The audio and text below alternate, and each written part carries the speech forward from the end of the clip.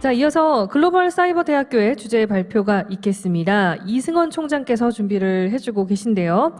포스트 코로나 시대 뇌와 교육의 미래 가치라는 주제로 영상으로 강연을 진행하시겠습니다. 네, 영상 함께 보시겠습니다.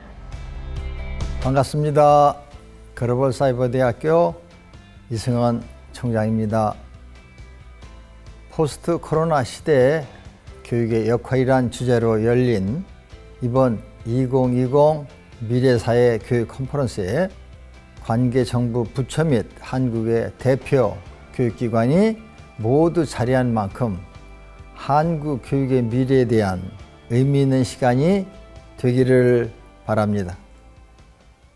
이번 주제는 코로나19가 앞당긴 미래의 도전 교육 혁신입니다.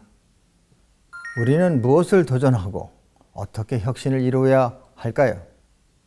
우리나라는 20년 역사에 21개 사이버 대학을 운영하고 있습니다. 그리고 모든 초중고 학생들의 동시 화상 수업이 가능한 원격 교육의 선진국입니다.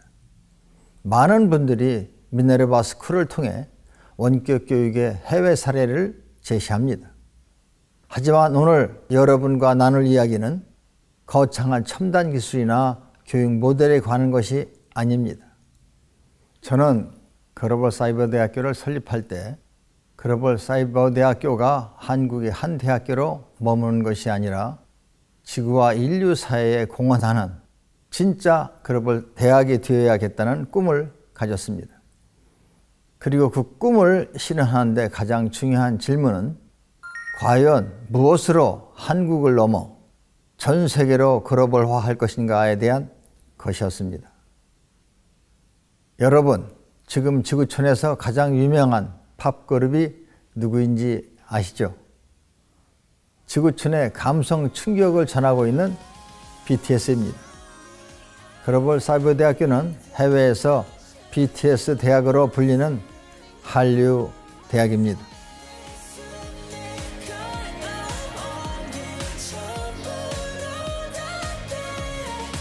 BTS의 Love Yourself 메시지에는 나를 이해하고 사람들과 긍정 마인드를 나누게 만드는 선한 영향력, 바로 홍익 정신이 담겨 있습니다.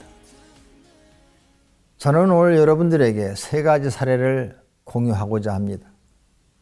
한국 고유의 교육 철학인 홍익 정신이 문화와 만났을 때 어떠한 가치를 갖는지, 그리고 인간의 뇌를 통해 어떠한 변화를 만드는지에 관한 이야기입니다.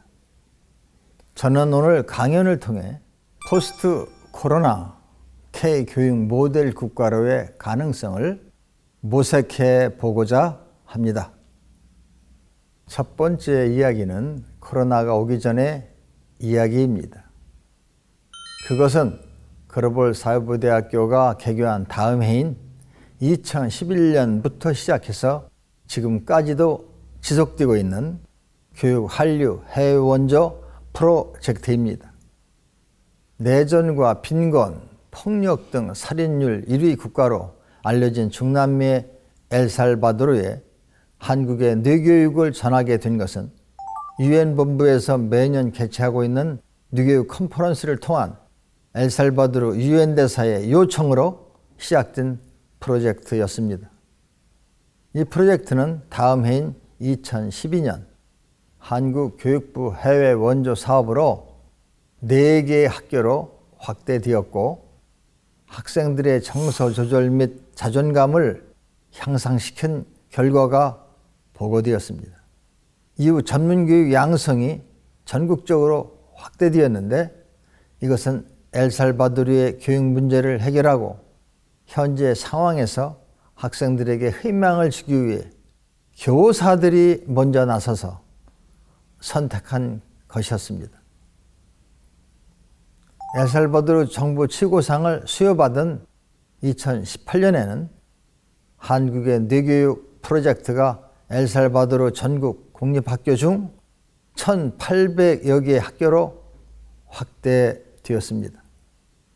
여기서 주목해야 할 것은 엘살바도르 교육 한류 스토리의 바탕에는 지식 기반 교육이 아닌 한국식 체험 기반 교육이 있었다는 것입니다. 이것은 몸과 마음을 단련하고 명상을 하면서 체력이 향상되고 정서 조절뿐 아니라 자존감이 높아지는 데 기여를 했다는 의미입니다. 언어나 지식, 교육 수준이나 생활 환경과는 관계없이 뇌를 가진 사람이라면 누구나 변화를 이끌어낼 수 있는 것. 홍익인간 실천을 위한 교육 한류는 지금도 계속되고 있습니다. 두 번째 이야기는 코로나 이후의 원격 과목 교육 수출입니다. 올해 7월 대한민국 정부는 신한류 진흥정책을 발표하면서 K-팝, K-드라마 등 대중문화 중심에서 벗어나 예술과 전통문화 등 지속 가능한 한류의 미래에 대하여 새로운 비전을 제시했습니다. 지금 글로벌 사이버 대학교에는 인도네시아 비누스 대학 학생 400여 명이 K명상 수업을 원격으로 수강하고 있습니다.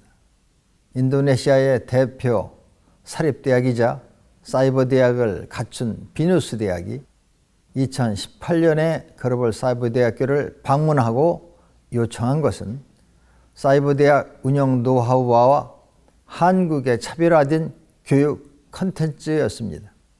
2019년 교육부의 사이버 대학 컨텐츠 지원 사업으로 제작한 해외 버전의 뇌교육 명상 원격 과목은 K명상 브랜드를 교육 수출한 사례입니다.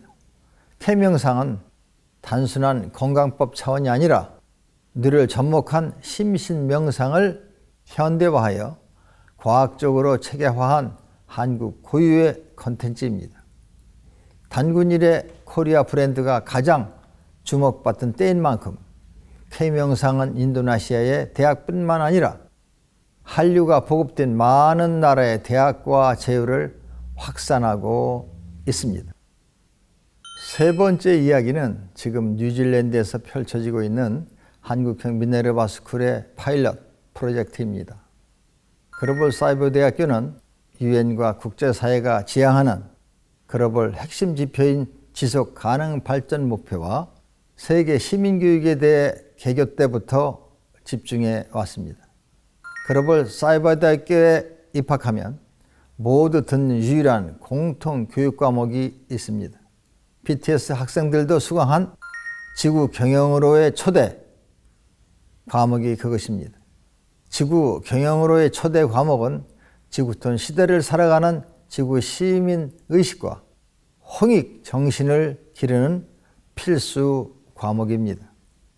청정 국가로 손꼽히는 뉴질랜드는 2019년에 GDP를 중심으로 한 경제 발전이 아니라 국민의 삶의 질 향상에 초점을 둔 웰빙 예산을 마련해 전 세계적으로 주목을 받는 국가입니다. 지구시민 운동의 해외 거점 국가가 바로 뉴질랜드이고 이곳에서 청년들은 지구 환경 운동과 천연 식물 연구를 비롯해 뉴질랜드 원주민인 마오리족과의 교류 및 연구를 해오고 있습니다. 2017년에는 뉴질랜드 지구 시민 페스티벌을 개최했고 10여 개 국가가 참석한 지구 시민 국제 심포지엄을 통해 다양한 연구 사례를 발표하기도 했습니다.